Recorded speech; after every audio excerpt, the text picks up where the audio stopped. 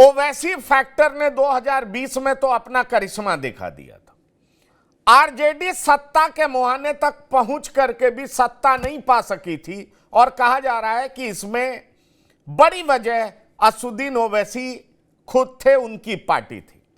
ऐसे में लोकसभा चुनाव में उनकी पार्टी के द्वारा यह अनाउंस करना कि 7 सीटों पर वो बिहार में लोकसभा चुनाव लड़ेंगे और वो सिर्फ सीमांचल में ही नहीं लड़ेंगे, मिथिलांचल में भी लड़ेंगे, मगध के गया में भी लड़ने की बात कर रहे हैं। ऐसे में क्या माना जाए, किसका नुकसान पहुंचाएंगे और क्या ओवैसी की हैसियत बिहार में किसी को लाभ और नुकसान पहुंचाने की हो गई है क्या? देखिए, लोकतंत्र में आपको चुनाव लड़ने से तो किसी को और किसी पार्टी को आप नहीं मना कर सकते हैं, लेकिन हाँ, उनके लड़ने के लाभ और उनके नुकसान का आकलन किया जा सकता है। जो सीमांचल का इलाका है, सीमांचल के इलाके में तो इन्होंने अपनी क्षमता दिखाई, बताई।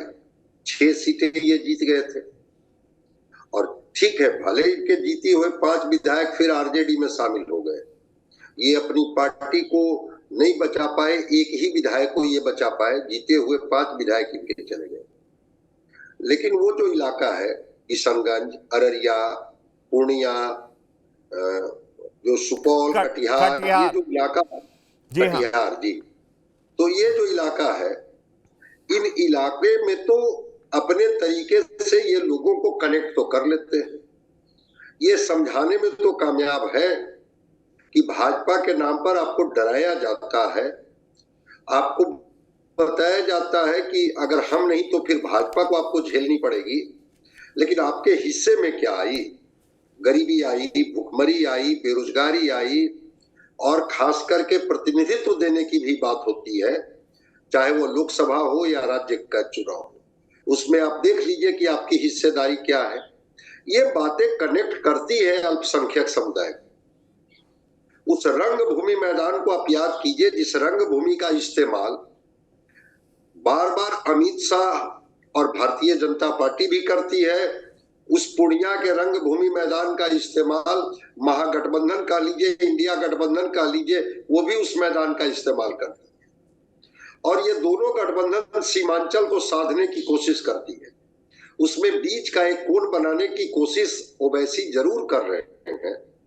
ठीक है, एक्सट्रीमिस्ट फोर्सेज के तौर पर ही इनको देखा जाए, लेकिन भारतीय जनता पार्टी ने कहीं ना कहीं से गुब्बारे में जो कभी कभी हवा में से निकालने की बात होती है वो निकाल देती है और वो पसमानदा कार्ड खेल जाती है वहां और कहती है कि ये पसमानदा मुसलमानों के हित में न तो वैसी है, न ये गठबंधन के साथी हैं जिनको भाजपा का डर दिखाकर के किनारे किया जाता है।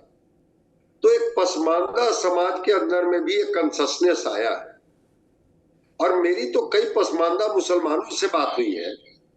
मुझे आश्चर्य हुआ जान करके कि वो ओवैसी के खिलाफ में बोल रहे थे। ये तो वोट काटने के लिए आते हैं और वोट काट करके कुछ नौजवानों को समझाने में ये कामयाब हो जाते हैं और उसका फायदा उठा ले जाती है कोई और पार्टी।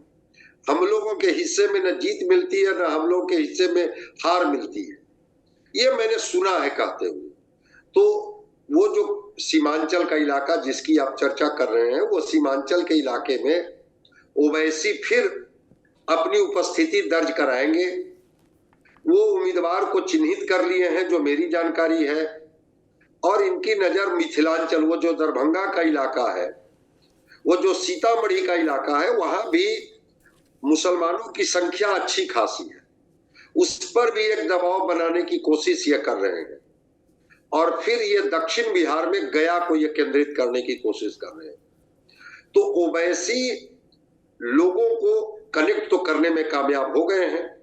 जो इनके बार बार जो इनकी सभाओं में भीड़ होती है और जिस तरह से ये कोसते हैं कि इतने दिनों तक मुसलमानों को किस तरह से किनारे रखा गया, कभी डरा करके, कभी दबा करके, तो उसके लिए किसी ने कभी कोई सुधि नहीं ली। हम आपके लिए सोचेंगे, आप हमारे लिए सोचिए।